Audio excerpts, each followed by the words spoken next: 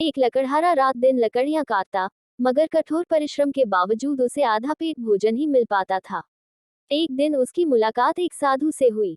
लकड़हारे ने साधु से कहा कि जब भी आपकी प्रभु से मुलाकात हो जाए, मेरी एक फरियाद उनके सामने रखना और मेरे कष्ट का कारण पूछना। कुछ दिनों बाद उसे वह साधु फिर मिला। लकड़हारे ने उसे अपनी फरियाद की याद दिलाई तो साधु ने कहा कि प्रभु ने बताया है कि लकड़हारे की आयु 60 वर्ष है और उसके भाग्य में पूरे जीवन के लिए सिर्फ 5 बोरी अनाज है। इसलिए प्रभु उसे थोड़ा अनाज ही देते हैं ताकि वह 60 वर्ष तक जीवित रह सके।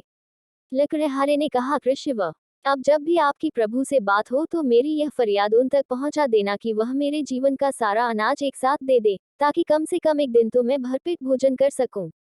अगले दिन साधु ने कुछ ऐसा किया कि लकड़हारे के घर 5 बोरी अनाज पहुंच गया। लकड़हारे ने समझा कि प्रभु ने उसकी फरियाद कबूल कर उसे उसका सारा हिस्सा भेज दिया है।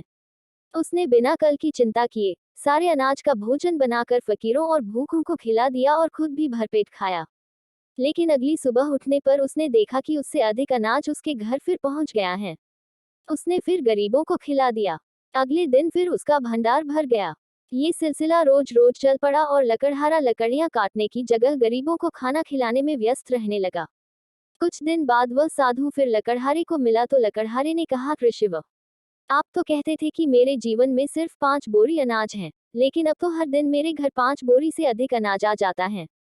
साधु ने समझाया, तुमने अपने जीवन की परवाह न करते हुए अपने हिस्से का अनाज गरीब व भूखों को खिला दिया।